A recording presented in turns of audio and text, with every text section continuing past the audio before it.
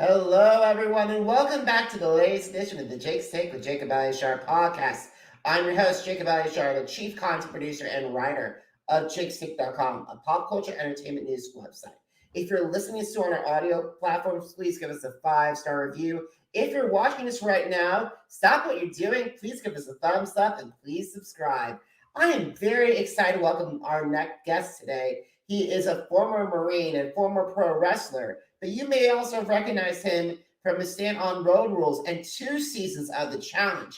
And he's also a stand-up comedian. Please help me welcome Dan Walsh to the podcast. That's an awesome intro. That is by far the most energetic and professional intro I've ever gotten on a podcast. So right away, you're batting 1,000, Jacob. Thank you so much, Dan. I appreciate it. Seriously, I'm competing with the likes of Rob Cesternino and Challenge Mania, and I love both of them to death. Mm-hmm.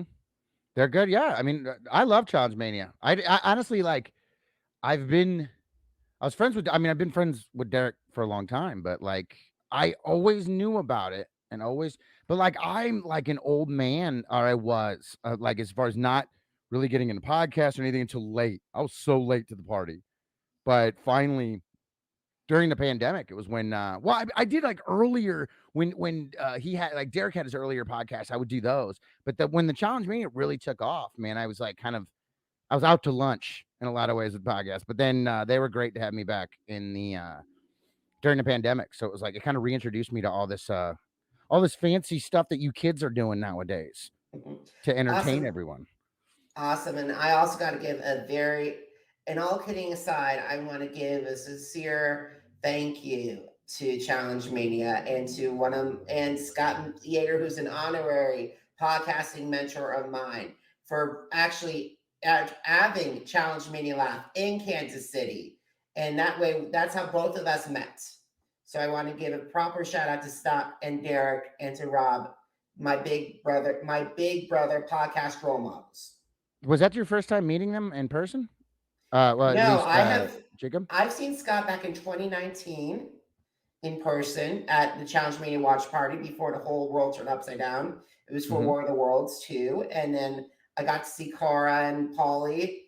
I have a photo of Polly that's on Instagram. And then I was also there at Wes's Challenge Mania special that he did the grid with Brad, with Mark, with Naya, with Maya. It was with Tina. It was a fabulous time. I Oh, was and gonna say it Darrell. sounds like a I heavy can't. I hitting got it. lineup. Yeah, I cannot forget Darrell or Naya or Tina because I would love to have all of them on my podcast, and they would kill me if they listened to this or watch this. Dude, what it? I'm They gonna would not make be happy with sure me if I didn't mention that. I'm gonna message all of them, Oh and I'm gonna God. be like, listen, what? But don't let them know because I don't want it to actually kill you. But I'm gonna message all of them. I'm gonna harass them until they do. How about that? Okay, I'm sorry. Well, I don't want to get a face a hog brawl with Darrell or Brad or Mark. No, no, no, no, no. I'll tell them to take it easy on you. You'll be all right. You'll be all right. All Just stay right, low. and same with Derek as well. Yeah. Yeah. All righty. So let's get started with our conversation. So, when did you get interested in performing, and how did that passion evolve into the desire to pursue a career in the entertainment industry? So you said performing in general. Yes. Um, Being a kid that wouldn't shut up and always was, I think it was kind of natural when I was a child. I was just an extrovert, and I just always wanted. I was always interested in talking with other people or having a good time with them, interacting with people. That's always how I was as a child. And my mother was like a performer. She liked to sing and everything, and um, so it just kind of naturally fell in. It's like I would see my mom get up and sing at parties and all that because of how she, she had talents and people wanted to, and so in me as a kid, it was always like if you had a gift of any kind, whether you were funny, entertaining, anything like that, you were supposed to use it to entertain people, whether it was at a party or whenever people are, so that was always my, I guess my take on it. And, I mean, that got me in trouble too. I was a class clown in school and I definitely didn't use it when I was supposed to, but, it followed me everywhere. Even, Even when I was in the military, like I remember on our convoys up, this kind of like I was new on our convoys up to Iraq, like we would have these downtime and I would literally get up and just do impersonations. I would impersonate my chain of command, and even they would let me. It was like, like colonels and that coming and be like, okay, I want to hear, and you could do it. But it was one of those like, they're like, you better do it when I'm here. Don't ever let me catch you doing it. So I was kind of given a lot of leeway anywhere I went because my dad, I always thought it was charisma or natural, and my dad would always say it was just that I was full of BS. That was his way of always. That's what he called charisma because he's just a quiet guy. Like so, he just thought anybody that could talk and interact with people was just like the equivalent of a used car salesman. But I just always had an ability to be entertaining and to, I guess, in certain ways, not seem harmful about it in the right way. So yeah, it followed me all the way up to the military. And I was just always just fascinated by entertainers of all different kinds. Even as a kid, I was kind of like, as a little kid, I watched Johnny Carson. Like my dad was like, I don't even know how you know what that guy's talking about, but I would stay up. I'd fight to stay up to watch Johnny Carson, or I would fight to stay up to watch the Three Stooges. I'd watch Charlie Chaplin movies. I'd watch, and I was a huge pro wrestling fan, obviously. So everything I saw, I impersonated.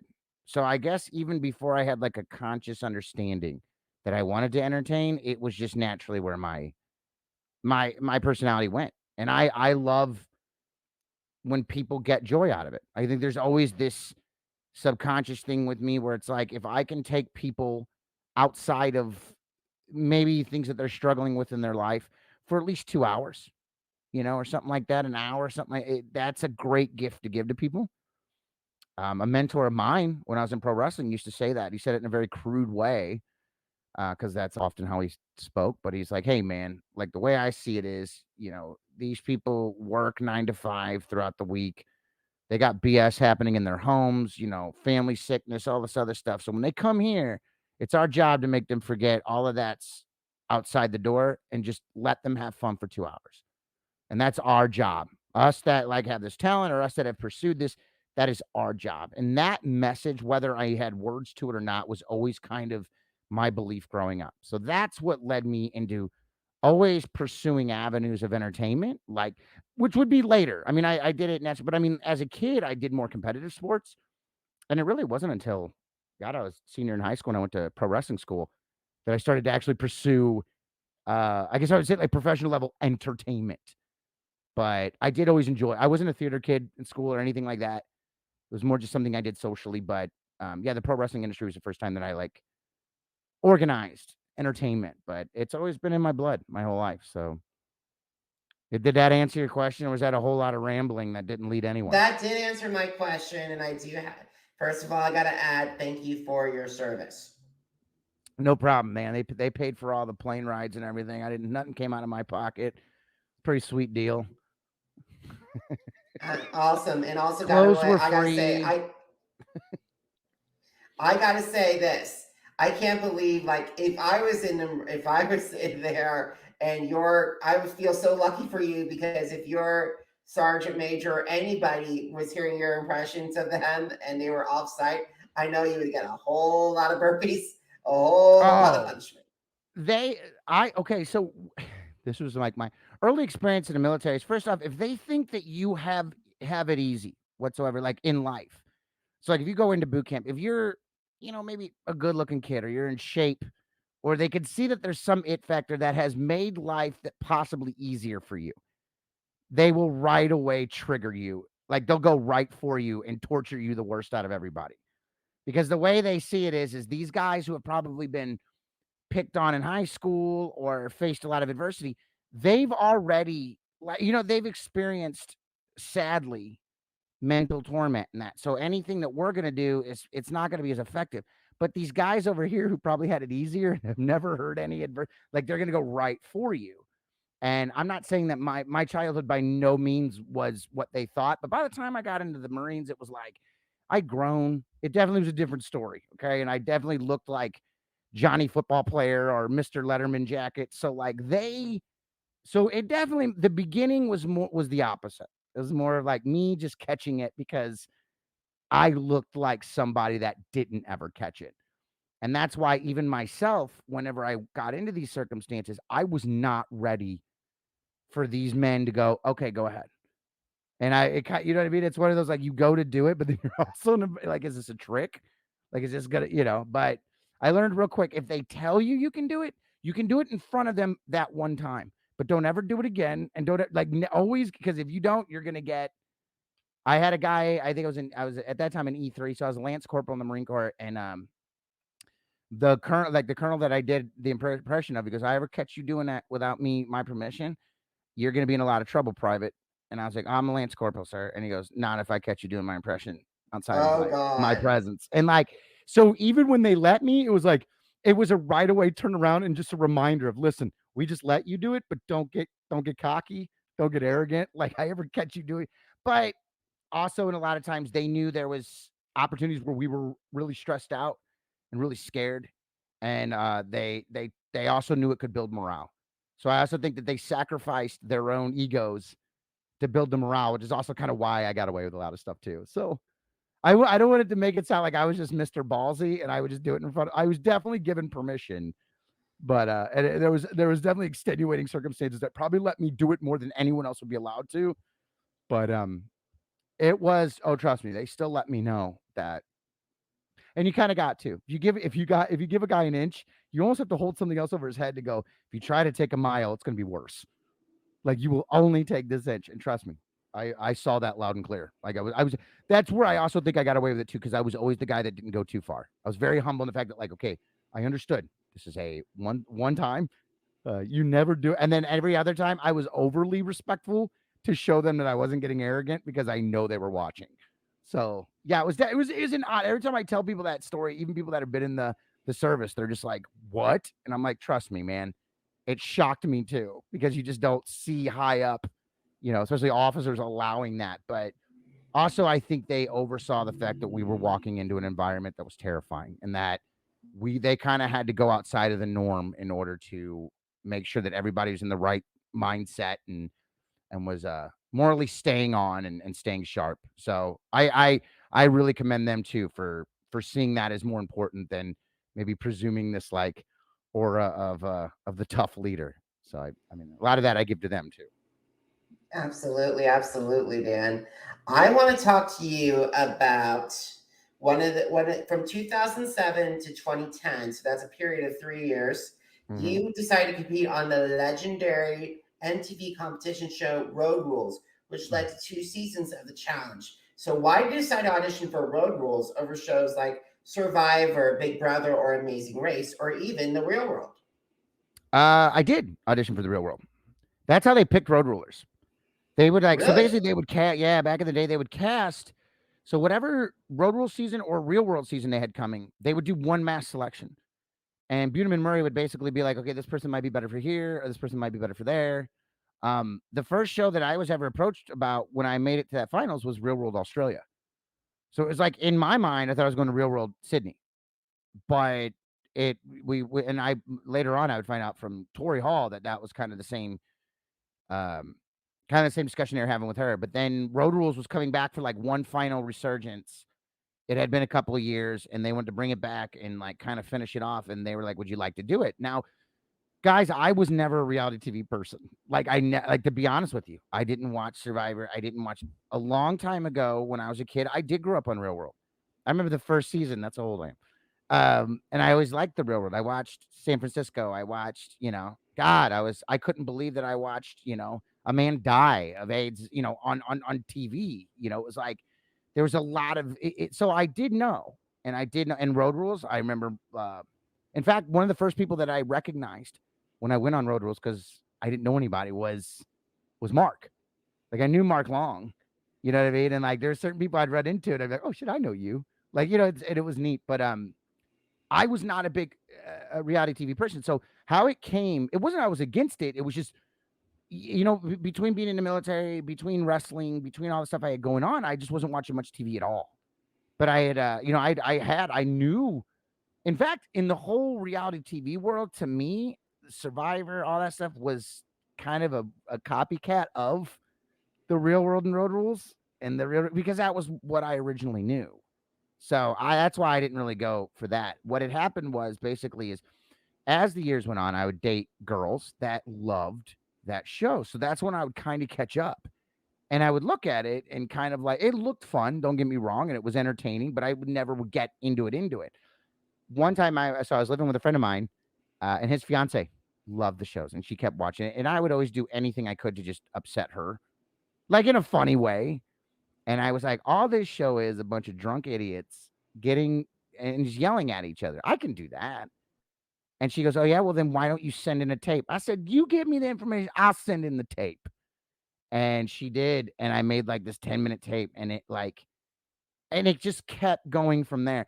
And to be honest with you, I kept waiting the entire time for it to stop. Like I was like, there's no way they'll ever pick me.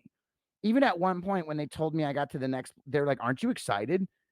And I even told her, I said, at one point, you guys are gonna smarten up and get someone that's much better for this show. Cause like I just didn't believe I was like an entertaining prospect at all, but it kept going and it kept like, and then eventually got to where I'll tell you what, even we showed up. So all the decisions, it was weird. In the beginning, you would get a first call. Then it'd be months, and you get a second call to follow up. But then the time spans between each of the calls would get shorter and shorter. And it was really like the whole you got on the show and you need to be in New York next week. It was literally that short. So we showed up to do the launch special. And I think that's when it kind of connected, where I was like, oh my God, this is really happening. And so it started off as a dare. But I'm not pretending I've never seen the show. I didn't know the show. If I was ever going to audition for one of the shows, it would have been The Real World of Road Rules, because that was the only reality TV thing that I was, that I was a fan of in that. And even though I had like lost track. So yeah, it started off as kind of a dare with my, and which is funny because when I got the show, they kicked me out. They're like, you got to go. You can't stay here. Because like you would have to leave for months. So they're like, yeah, so I had to move in with another friend, but it was much to their, it all started off as a joke. None of us ever thought I would make it that far. None of us ever thought I would get picked. And so I think when I did, everyone was kind of in shock, including myself. And that's why I think I think in the first season, like, or at least in the beginning, I was very mild mannered because I always thought I'll never make it on the show because we had to pick crew. I was like, I'll never make it on. And then I did not realize how much voting would go in my way. So that's my thing. I never thought I'd make it. I never thought people would even care.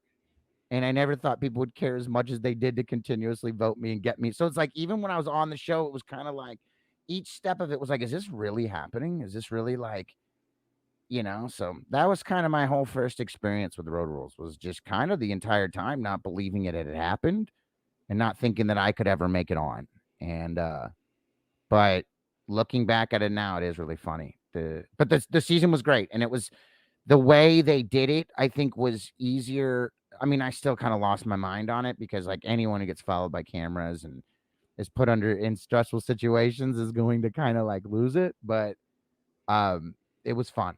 It was very fun, but it was definitely a big the first introduction to, hey, people are filming you, people are editing your life, and you're just gonna have to watch it without any control, whatever they put out there, which was definitely, I think, kind of contributed to me losing my temper at times. But yeah, that was it. That was the pursuit, man. I wish I had like this wonderful story how I was the little engine that could, and it never. But like in all honesty, I sent it in not thinking I'd hear anything back, and they just kept calling back.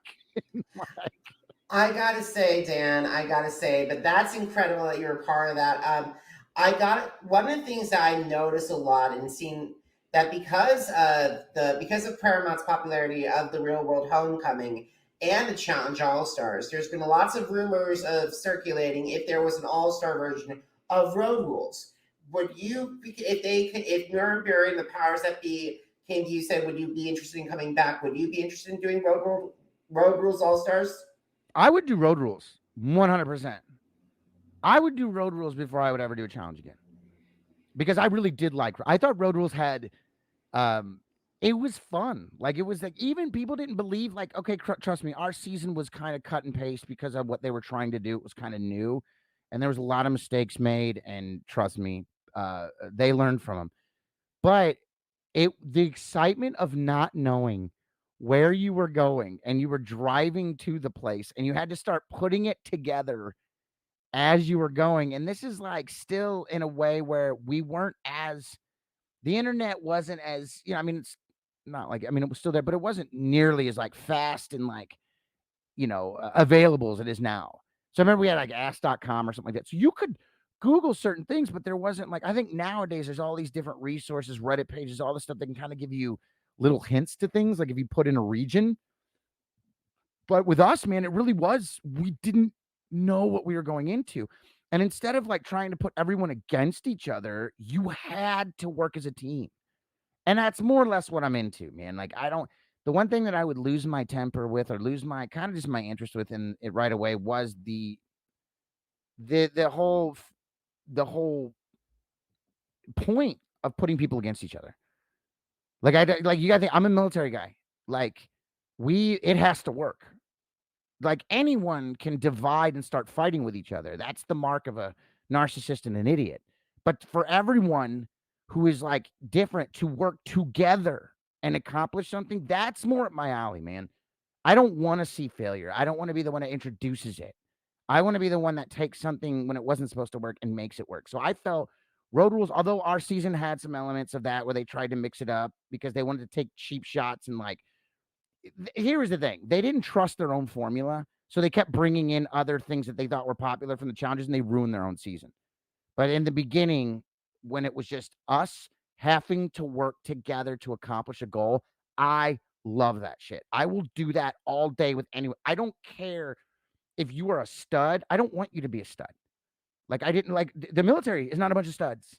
Okay. Like you had guys joining that were Johnny computer nerd who probably couldn't even do one pull up, but like we would all help him so he can do 10 and you would watch somebody just accomplish what they never could accomplish. There is nothing that is more validating. There's nothing that's more valuable than to teach someone something. You know, the whole give a man a fish, feed him for a day, teach him to fish, feed him for a He's for a lifetime. lifetime. Yes. Yes. That to me is the most gratifying thing. And I don't care if people think I'm being cheesy. That is in my life, I've learned to validate moments more than money. I don't care about money. I've been poor. I'm fine. Right. I've gone days without eating. I've slept on a riverbed before. Like I don't value that. Thank God. Something that my parents did, rather accidentally on purpose. That's why I was never good at the challenges. I never could get motivated at just like me getting money. Cause it was like, I'm not going to die. I'm not fighting for I'm fighting for materialism. And in the back of my head, I hate that. So back to what you're saying, Road Rules, I would love to get rid of all the BS, go back to the original formula, and let's make a group of people that are very different have to work together to accomplish something. I'm all about that. I'm okay. I gotta say this. If Mark, if you're watching this, Bernard Murray, if you're watching this, please get Dan Walsh immediately on the phone. Mark has met me numerous times, and Mark never knows my name each time. So I can guarantee you that's not going to happen. Mark always does it, hey, and then I'm like, Dan. And this is like, we're talking over 12 years. This man does not remember me. There's something about me that, like, nobody really, like, there's like a few every once in a while. People are like, oh my God, I love that guy. Or people are like, who? That's kind of my effect on. Or maybe there's a couple of people who are like, I hate that guy. He's a piece of trash. But that's kind of my effect on people. You either remember me and love me, or you quickly forget about me. Like but I can tell you, Mark does not. That's like every time people are like, why didn't you ever go back? I was like, dude, nobody in that whole organization wants me back on or even cares enough to put me back on the minute I quit drinking. And in all honesty, I don't care to go back on. Like it was kind of something I look back now and it's like looking back on like day camp or summer camp or something like that, where it's great memories. And you remember fondly and you smile, but also they're like, would you want to go back? And I was like, fuck no, I don't want to do that. But I don't think Mark would. I don't even think Mark knows who I am. This is an argument that me and Scott and Derek have all the time. They try to tell me, oh no, and I'm like, and Abram too. Abram has no. I said, Abram, they don't. What's funny is Abram. I have to remind him that we were on shows together. We did Even 3 of them together. Abram? Huh? You have to remind Abram that you guys were on shows. There's times where I have to remind Abram that we were on the same seasons. Like that's how not rememberable. Like there's certain people that do. Don't get me wrong. There are but I'm easily forgettable for some reason. I don't know why. As far as like people know me, like the other guys, but they don't know what they remember me from.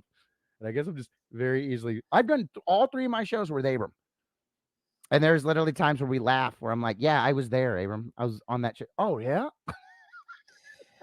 Oh God, guys, what is wrong with their memories? Because from the time that I saw you on that Challenge Mania stage to now, you are memorable. Yeah, I would say in comedy. Yeah, I don't know what it is about. I don't know what it. I also think maybe my seasons weren't the most watched or anything We like got that. to But talk about trust those me. seasons, by the way. That's a perfect segue because I gotta say, even though I'm gonna be totally honest and upfront with you, Yeah. I got into Challenge when Paulie and Natalie and Davon were on. So Okay. that's how new I am. So I'm a little bit green. But Okay. however, from what I researched and from watching Challenge Mania, and even my other friends, Mike Lewis, and also Dylan and Paige, I have to give those guys a shout out as well. Paige is most likely to, and Dylan chilling with Dylan, and then Mike Lewis, and also the fabulous Drew Angelman, one of the best encyclopedias of Angel Cake Entertainment when it comes to challenge. Without their knowledge, I would have known that the challenge that got the island, which was one of the most polarizing seasons in show history in Cutthroat. So, what were some of the similarities between those seasons? Which one? Cutthroat and the island? Yes. Nothing. Nothing? The island, there is nothing. I guarantee you, I don't care how much they try to compare them to other seasons. The island, there has been nothing since. There was nothing before it, and there's nothing since that is anywhere near it. Other than the fact that it was a challenge, there was eliminations and there was money at the end. There was just nothing. I mean, the our caloric intake was super low. Even I know they had the one where they went into bunkers and it was like supposedly close to that. They still did not meet the calorie deficit we had, or the excuse me, the low calorie intake we were having. A lot of health things came out of that, and I think they really took a stab at something. And you sometimes when you take a risk, you don't think of everything through, and you're kind of left with the mistakes. But I will say I don't think there's anything as far as that experience. What they did 5 weeks in a remote part of a Panamanian jungle. We were literally given fish and steak that was unseasoned, and chicken, and even the steak, I'm pretty sure it was horse meat because you could chew it. It was like bubble gum. It never dissolved. You never could swallow it. Um, and rice, unseasoned rice, and we were all under 1,000 calories. There was Wow. people a day. There was people that literally when they came home, I think it was Jen had to get some kind of like procedure done because literally she wasn't producing or something with the enzymes that break down food. Like people were getting flesh eating like bacteria on their skin. There was a lot of things that happened. How I wasn't dead, I don't know. Because my massive alcoholism, like it was bad. I drink easily 2/5 of whatever hard alcohol they had. And I was also I always say this, had I not gone through like sleep deprivation and like food deprivation training and kind of hard training in the Marines prior to that, I would have been a dead person. Just with the alcohol, the lack of calorie, like it would my blood should have been pure acid and all my organs should have shut down. Like I don't know how I did it, but you tell me any season they want to pretend is close to that, and I guarantee you, if you give me the elements and the elements we were in, I'll tear it apart. Meaning like it's not gonna be close. And I know they pay certain people, like Johnny was on both, and I'm sure he's gonna like make the is it War of the Worlds? Is that the one within the bunkers? Because That we're was the total opposite, man. madness. We're the Total opposite. opposite. Yeah, like I'm literally I stopped watching after mine. So I don't know anybody past it. Like other than if it gets brought up in like by I met Paulie. I knew Cara Maria. I was on Cara Maria's second show, which was Cutthroat. But um no man, as far as the island, I'm sure whenever people are watching it, I totally understand that we weren't doing anything. There wasn't a lot of challenges, there wasn't anything, but I don't think they also realized the amount of physical deterioration we were going through because of the food and how much we weren't allowed. Like everyone thought, why didn't you do this? Why didn't you do that? It's like we weren't allowed to. We were like we had strict rules. We basically just had to sit there and rot. And like like I said, I'm not saying they did that on purpose. I think they just didn't think through a lot of things. There's a lot of dangerous elements that, other than when we got there, they were, because we're in an ocean.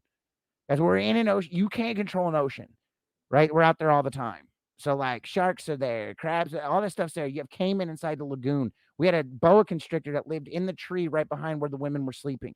These are all things that were real, that were happening. And then like, yeah, lack of food, and that starts to go into your, biochemistry. You're gonna stop sleeping well. And then you're gonna mentally start kind of losing it. And a lot of us did. And a lot of us did a lot of shit that I don't think we would ever do in any other circumstance, right? And I would include It'd be, myself in that. it'd be cancel culture for everybody involved if it was on today. If they ever aired the dailies of half the stuff we did, I guarantee you, everyone would think we were terrible people, including myself. Because, like, honestly, as now I'm a grad student for, clinical mental health therapy, but it's like, Freud and Jung always talked about the shadow. All of us carry the worst parts of ourselves somewhere in the subconscious. But because our morals and how we're raised, we know how to keep that where it needs to be and keep the good where it needs to be. But whenever you're in a state where you're kind of not 100% controlled in that governor, you're going to watch the worst come out. So when you are malnourished, you're not sleeping, with me, massive alcohol, your behavior is going to be something that you don't even recognize. And honestly, post that show is one of the reasons I went to rehab. Really saw that I had a problem and changed my life. And I credit those shows for that. Had you not put me in that circumstance, had you not let me see a side of myself that I never wanted to see again, and that you probably couldn't have shown me unless you put me in that environment, I wouldn't have made the changes I need to. So in a lot of ways, it sucked, but in a lot of ways, I'm like, the island as an experience, I am very grateful for. It saved my life. And that's where I'm always like, as pissed off as I can get at MTV, as mad as I can get about certain things. I always say they saved my life in the end, because they were having talks with me about how my behavior, my alcoholism, all that was more concerning to them than a lot of things that they've seen in the past. And we both know, if you go back, there are some characters. Okay. The fact that on my first night I was so drunk, Tanya had to take care of me. There you go. That shows how bad. But the island, back to it, it's like, yes, maybe it was not the most exciting challenge to watch, and I totally understand that. But as far as an experience, I guarantee there was nothing they've ever done that has tested the cast members as much as that one did. I think they were trying to be like Survivor.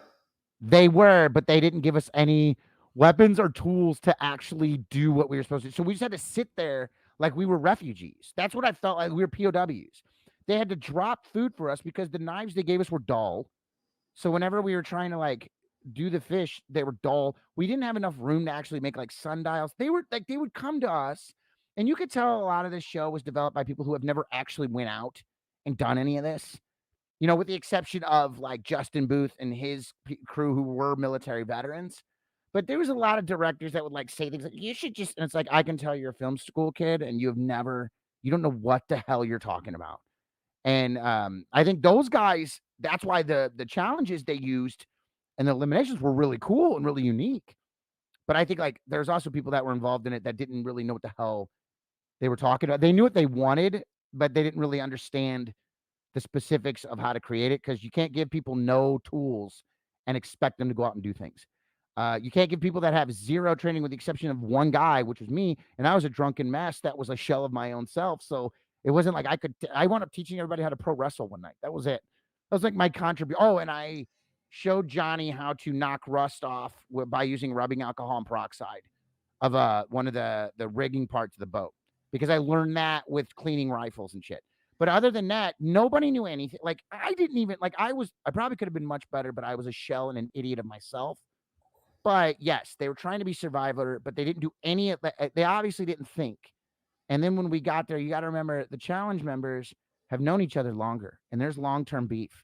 So you put them in an extremely stressful situation, you now have people that have a history. This isn't just they just showed up and they got mad at each other for 3 weeks. These are people that have known each other for years, and there's deeply rooted problems and serious problems that, once again, nobody heard about. Because yes, and trust me, with how today's political climate is, that would have been huge. And that's all. I'll leave it at that. There was a huge thing going on there that they were trying to keep from coming out, and one of the cast members kept trying to expose, and they were really trying to hide that. And I think once they seen that behavior, they tried to put the brakes and control everything else. And I think in the end, just like with Road Rules Heroes Revenge, it ruined the end of the, you know what I mean, the end product as far as visually. But trust me, if they ever do a documentary, I hope to God they don't, because they'll show things that I'm not proud of. But you'll see things with everyone else too that you wouldn't even believe it. And I think it just wasn't something that you could put on reality television. It was too much. You know what I'm saying? So that's why I think when I tell people, like, when they're like, "Oh, that show kind of sucked," it's like, if you only knew. And I hope you never find out. That's kind of my I thing. plan to watch any of The Island. I do not plan to watch any of that. I am going to trust your word on it. Well, I mean, like, I think there's parts, I think if you go back, there's parts that are really interesting. But whenever people are sitting there going, why didn't they do this? Why didn't they do that? Trust me, there is a rhyme and a reason on why they didn't do it. And everything you're saying, they thought of. But there is a real reason that couldn't happen, because when you put people in dire situations like that, complications will arise that are unprecedented in that environment. And that's why I don't think they ever did it again. And I think they tried to recreate it when they were on the bunkers. But, like, yeah, maybe they kept food from them, but I guarantee you I went from 215 pounds to almost 160. What? Yeah. So that's, I doubt. Now, granted, I was drinking like a fish and probably destroying my own body, but the amount of weight that I lost was ridiculous. And I've never seen that anywhere else. I would put that damn near, okay, I'm not saying it's Naked and Afraid. Please don't say that I'm saying it, but it's closer to that than Survivor. Like, Oh yeah. put alcohol-induced, like, maniacs in a version of Naked and Afraid, and that's closer to what The Island was than Okay, Survivor. okay. All right, so I think we're done talking about The Island, because the thing is, I would love to learn more about Cutthroat. No problem. This is your show, sir. You tell me what you want to know. So what Cutthroat, how did Cut, like, I know The Island is a totally different ballgame, but could you, for someone like me who's a little bit newer to the Challenge universe, Mhm. what was Cutthroat like? Cutthroat was really cool because, okay, so Cutthroat was, I would say, the first time that I walked onto a production where it was my first experience with how very organized things could be. Right. And it really was, man. I think I took part in 2 experiments, and that's kind of my experience walking into the whole procedure. So when I came into this one, and it was really like, as you would see a challenge, like, it was all set up. They did a great job. It was what the challenge production does best. And so we walk into into the Czech Republic, and it was just neat. I believe it was the first time that they tried this dynamic with 3 teams. So you didn't want to be the odd man out. And you picked the teams, but, like, we had to run. I remember everything was just a surprise. Um, because, like, in mine, I ran up in dress shoes because I had flip-flops on, because we flew, and we got there in, like, the middle of the night. We got on buses, and we're driving up, and literally they get us out of a bus, like, in the middle of, like, this small town square in the Czech Republic, or Czechia. I'm trying to keep up with the times.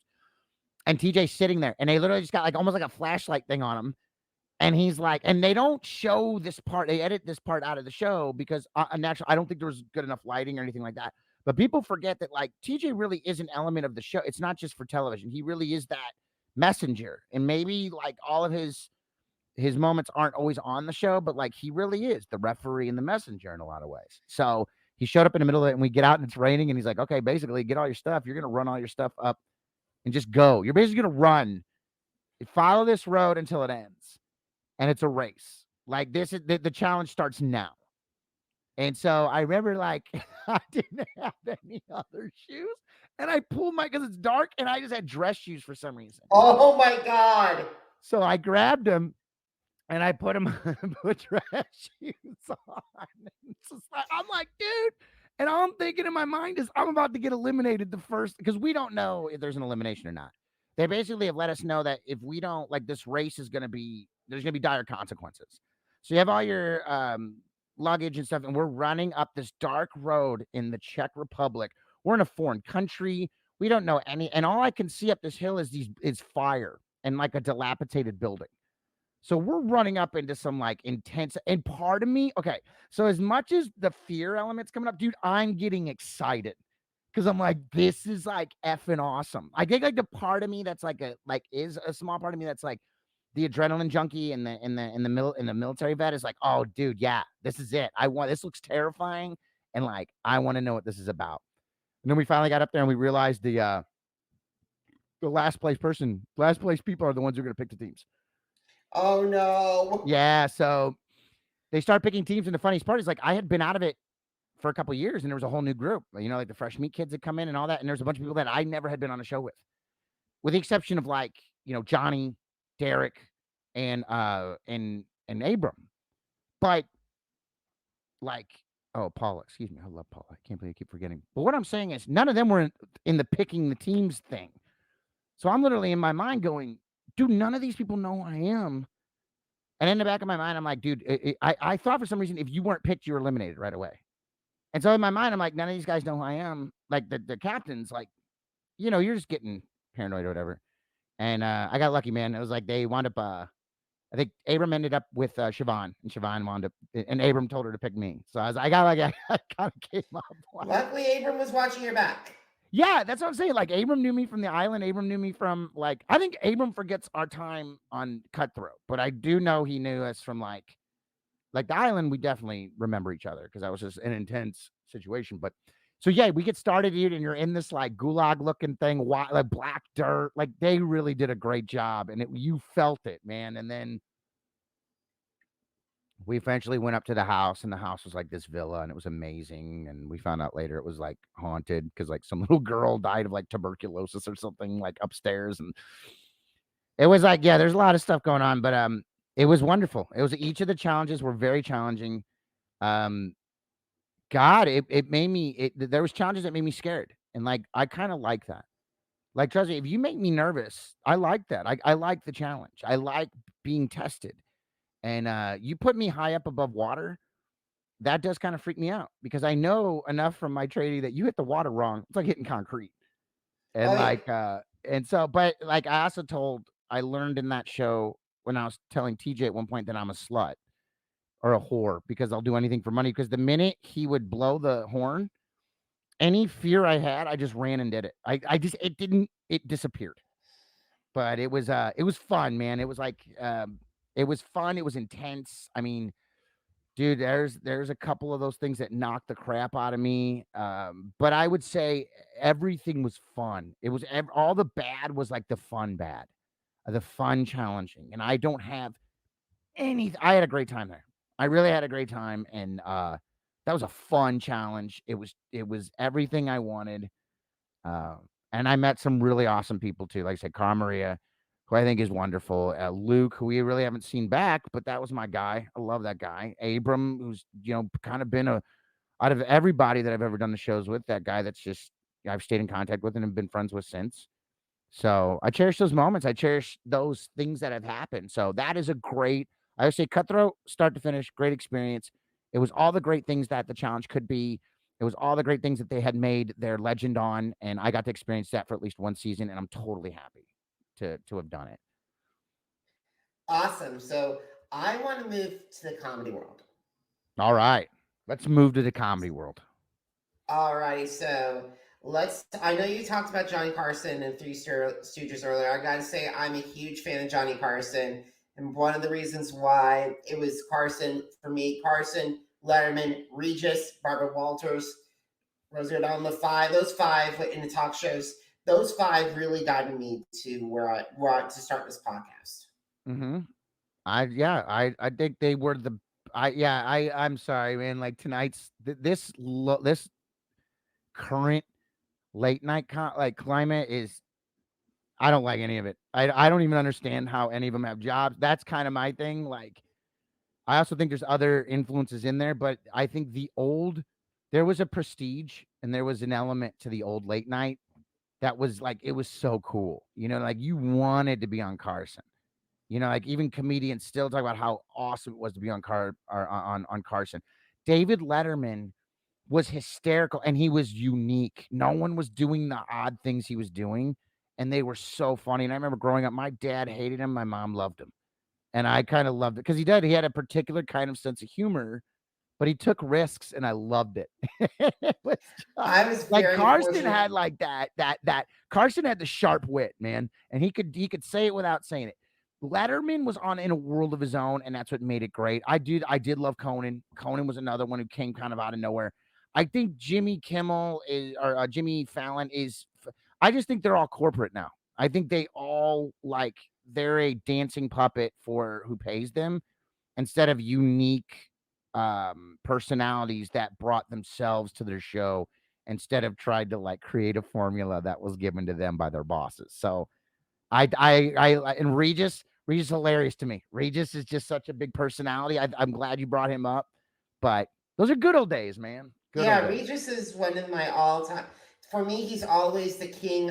He will always be the king of daytime television, Mm-hmm. in my opinion. And also, especially Regis and Barbara, and even Letterman.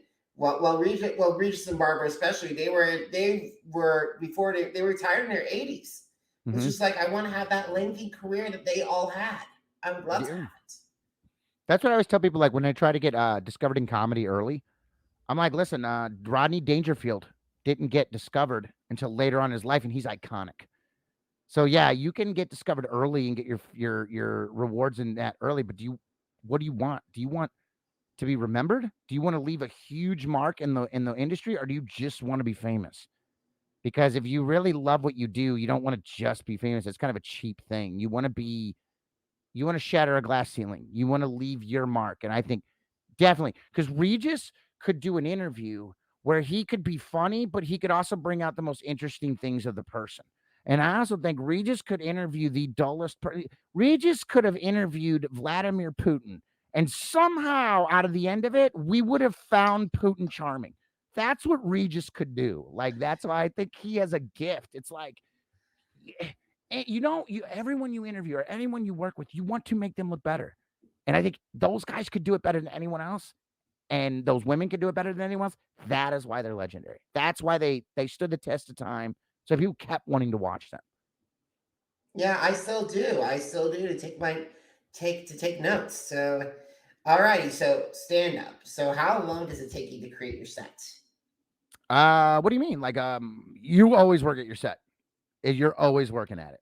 It's always, um, I have so many jokes that have come and gone because it just is either not current or I'm not there anymore because I like my stand up to be an extension of me.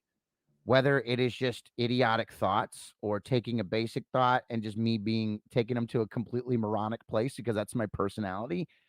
I want it to seem as though it's a conversation. I want you to seem like you're having a conversation with me and I'm not taking things serious that I should be taking serious. That's what I'm trying to create. So, as far as like finding your material, building your material, you always do that. You're always adding and you're always like sometimes you're dropping because that either it was a time sensitive thing, you're bringing up something about something that was happening at that moment but isn't anymore, or you're just always wanting to jump on to the next thing, or you find out more about yourself. I think the more I get comfortable with myself, the more every joke that I come up with or everything that I'm talking about, it has to fit where I'm feeling at that time. So, like if you're doing what 30-minute set, or are you going to do 5 minute set? I can build 5 minutes pretty fast. If you give me now comedy, I've been doing comedy for over 10 years.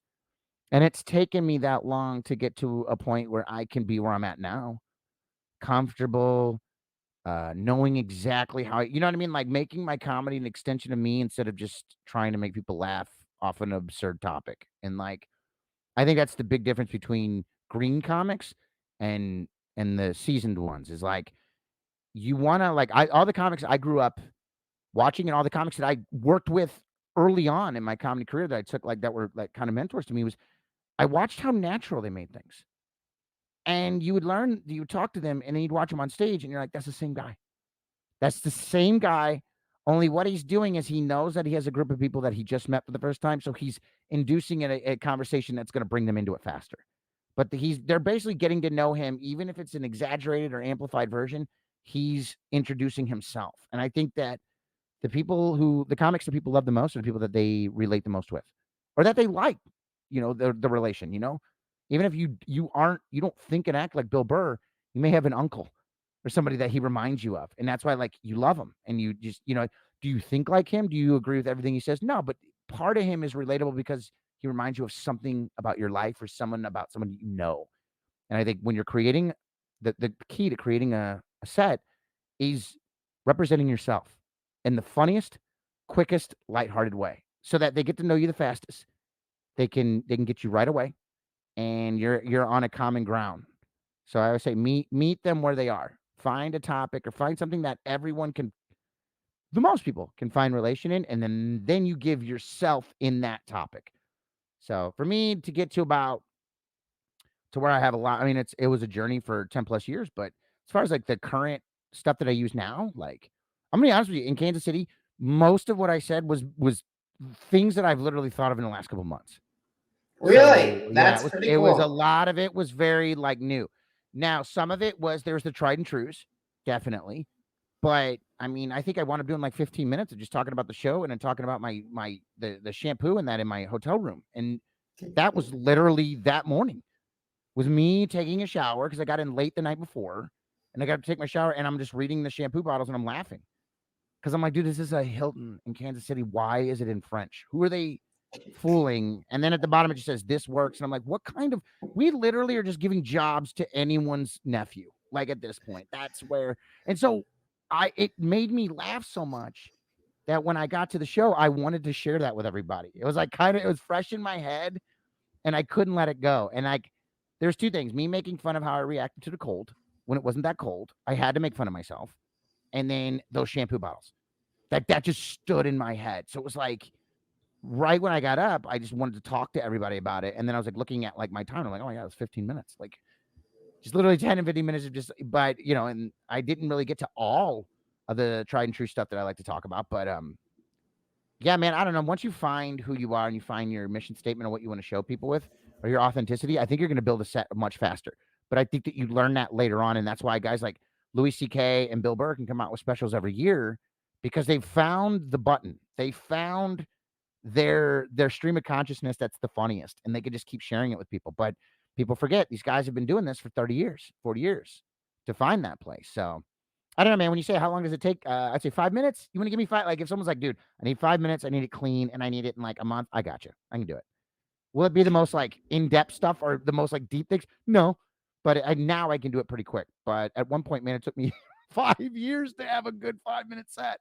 So yeah. 5 years, that's incredible. And I remember watching a little bit of before she passed away, Joan Rivers and her huge closet of jokes. Mm-hmm. That huge pile, alphabetical by topics. I was like, oh my God. I'm just in awe. And God bless Joan Rivers. I have one of my all-time favorites as Mm-hmm. well. But like it's like so weird. Do you have an organizing system like that, or is it all by memory? Here's the thing. I do, but then I've lost some too. Like I really have lost some. And like what was great about Joan Rivers is like Joan Rivers, like I really think that the pressure, she was really on the pressure burner because you're thinking this is a woman in a time when women weren't supposed. So I always, whenever people like whenever someone says, "Do you think?" Because I'm very critical of a lot of female comics, new ones, and people are like, "Oh, you just don't think women are funny," and I'm like, no, no, no. I think the funniest comedians of all time were women, and I think Carol Burnett and Joan Rivers are two examples of that, where they are funnier than most people on the just this, and it is because they had to get into an industry where they didn't get the time. Like if I got in and I sucked, there was still like some kind of leeway and I could work my way back into. Whereas like if you were a woman and you stepped in, you sucked, you were buried right then. So they were going out there every single night being judged to the highest point. So you bet your ass they knew they had it down. And so by necessity, Joan had to really get her like she had to take a combative stance on her material and her professionalism. And that's why you also gotta remember decades.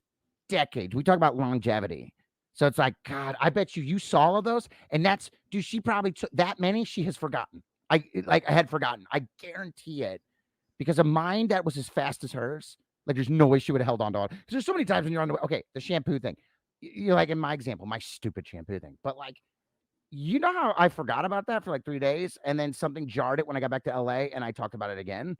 But it had come in and left. It was something that I wanted to use. So how many moments do you think over 40, 50 years, Joan Rivers had things like that like came in and left. So yeah, she had a filing system, but like it didn't get everything. Mine now, I do have like a Google Drive where I kind of reference back, but I forget a lot of stuff. And sometimes like jokes pop up that I haven't used in years, and I don't know how. Like I had an old joke book that I wound up losing. And so I was like, damn it. And so there's about a good there was my first 20 minutes was in that book, and I guarantee I probably don't use any of those. So there's 20 minutes worth of jokes that I filed that are gone. So, you were asking me a question and I ramble way too much, but essentially, man, like I do have a system. I have lost the system at times, and I've adapted, and I do have stuff now. But like I said, sometimes you look at it and you're like, this just isn't me anymore.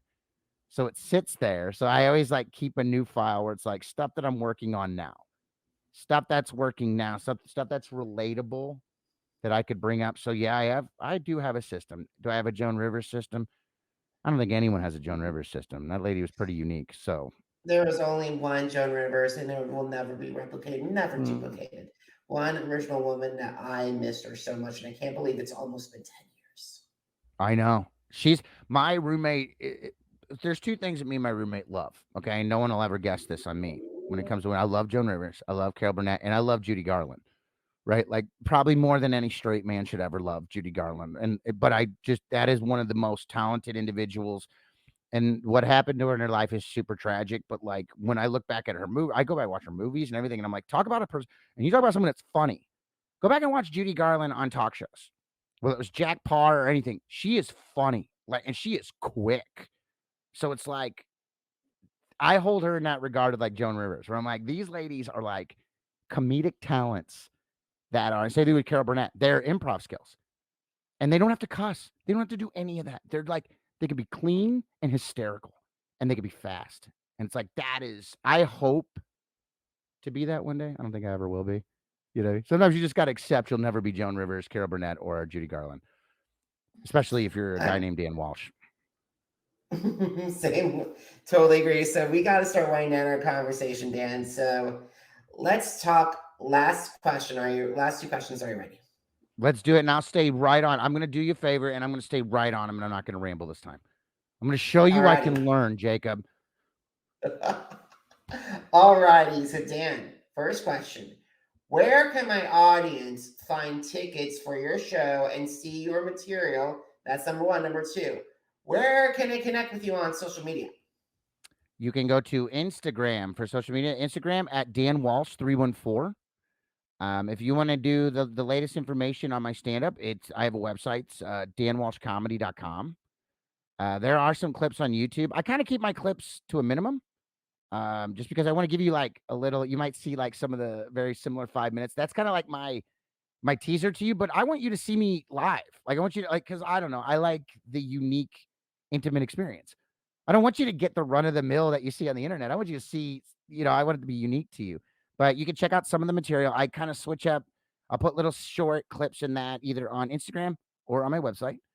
But I would say, yeah, for Instagram, it's Dan Walsh 314. For show dates and everything like that, I'll post them on Instagram, but also my website, danwalshcomedy.com. You go to the show information. Usually I'll have ticket links as well as like information on shows on where I'm coming. So as soon as I get them booked, I put up the dates, addresses, everything, and then usually I'll have a ticket link that you can just click on and go right to it.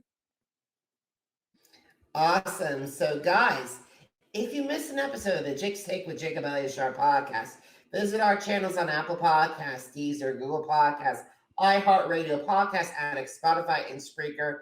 The Jake's Take with Jacob Elyachar podcast, JACOBELYACHAR. Now, are you on social media? Because I'm on social media too. Facebook, Instagram, Twitter, and YouTube. It's Jacob Elyachar, JACOBELYACHAR. And guys, visit jakes-shake.com for more articles, including my interviews with Scott Yeager, Polly Calafiore, and some of the people, and Dylan and Drew and all, and of course Paige. All of them are on jakes-shake.com. I am celebrating this August. Get ready for this, and 12 years in this industry, and I'm very grateful for all that. So, guys, thank you so much for doing that. And Dan, oh my God, you were amazing. I truly enjoyed our conversation, and thank you so much for taking time out of your schedule to speak with me. I really appreciate it. Well, let me tell you how professional you are and how much I appreciate that. The way you reached out, the way you were consistent, the way you were so informative. I apologize, and my schedule has been strange. Sadly, I'll get like I said, I have a confirmed date in April, and I will work up until that date. But as of right now, that's the only thing I have, and everything else will fall into place because I'm not really in a place where I can demand immediate bookings. But I appreciate you being patient, man. I really do. And I'm sorry if I rambled too much. I am a talker. I'm a talker, dude. So you get me on, but you're training me. If you ever have me on again, I will be dead on. I will just answer your questions. I will let you Barbara Walters me. Awesome. I can't wait to do that. Anyway, guys, thank you so much for watching. Thank you so much for listening. Until next time, have a great one, everybody. Goodbye.